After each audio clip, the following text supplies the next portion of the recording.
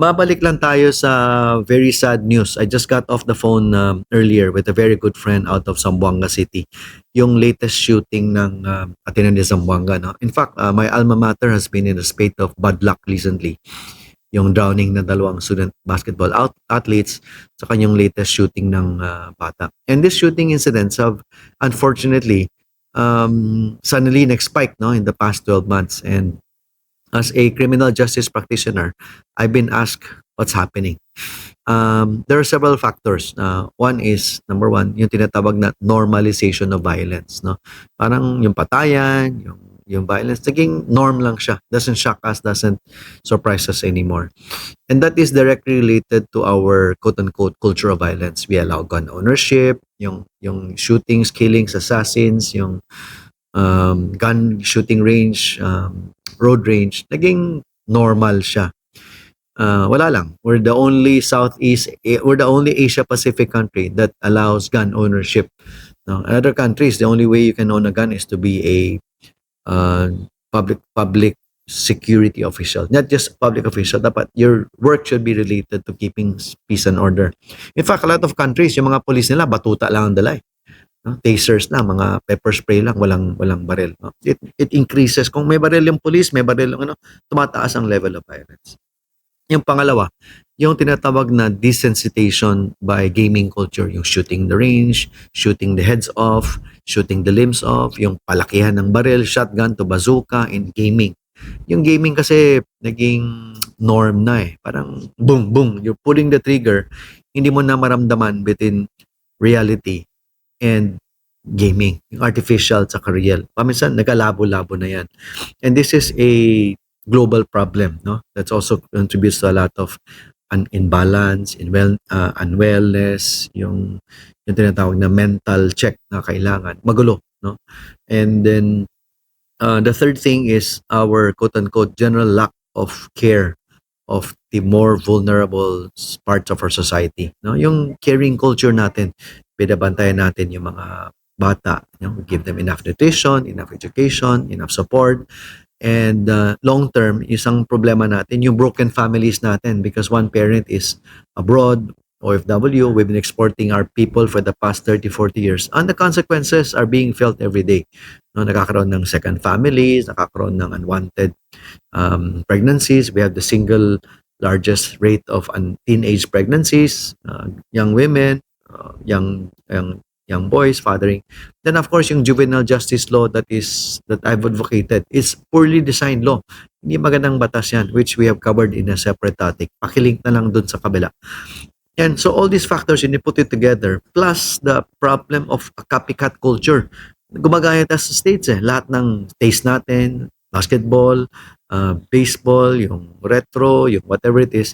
Now, school shootings. Kinokopya natin sa Pilipinas. It becomes parang sikat ka kung kinokopya mo yung dayuhan, especially the American soft power culture, no? Which is actually not good. No? Bakit naging normal yung school shooting?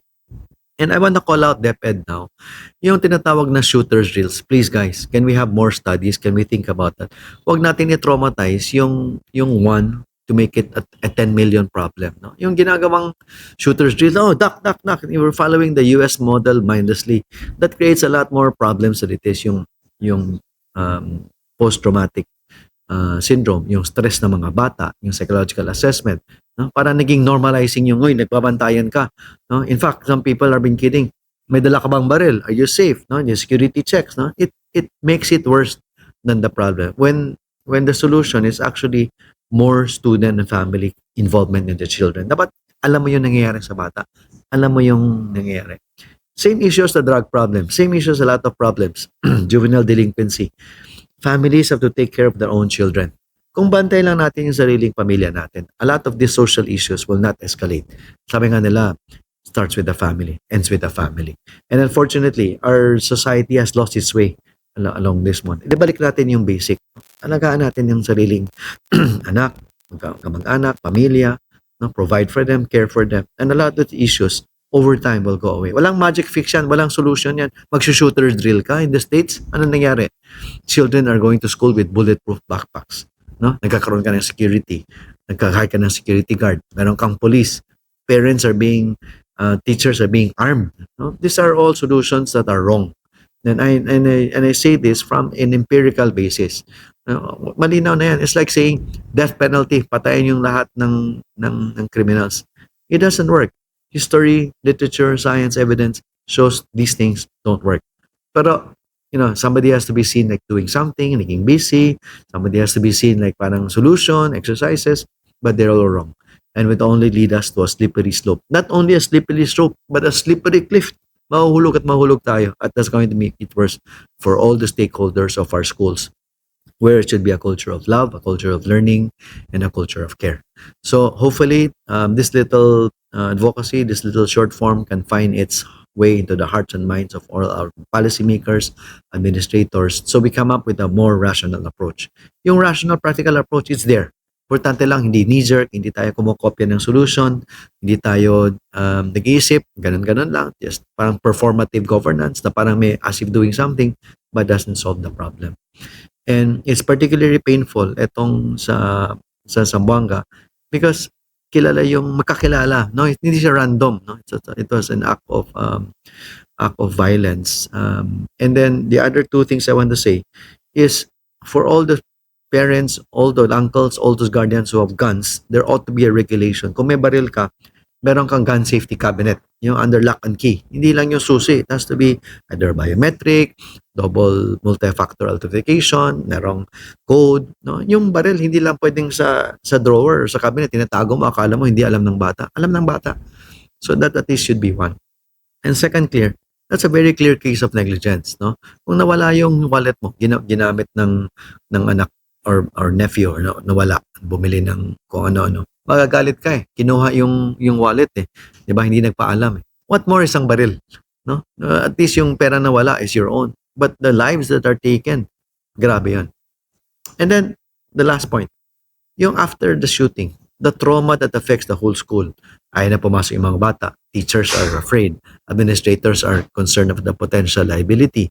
Yung ramifications nun. Instead of a school, naging ostracized yung society. Nagtatakutan na, mag-homeschool na, hindi na mapapasok. And what happens in the short term and the long term?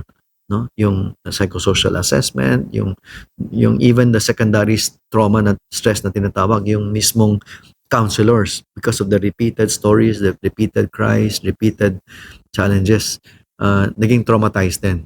And it's a very sad society. We should do something about it. And we can do something about it. Importante lang, tutukan na talaga natin. And hopefully, viewers, this is the reason why I put out this channel to precisely talk about these issues. No? Pointed, clear, simple, na hopefully can drive us to action. And if you have suggestions, please feel free to let me know so we can put together in a 3-commandment rule, 5-commandment rule. May solusyon.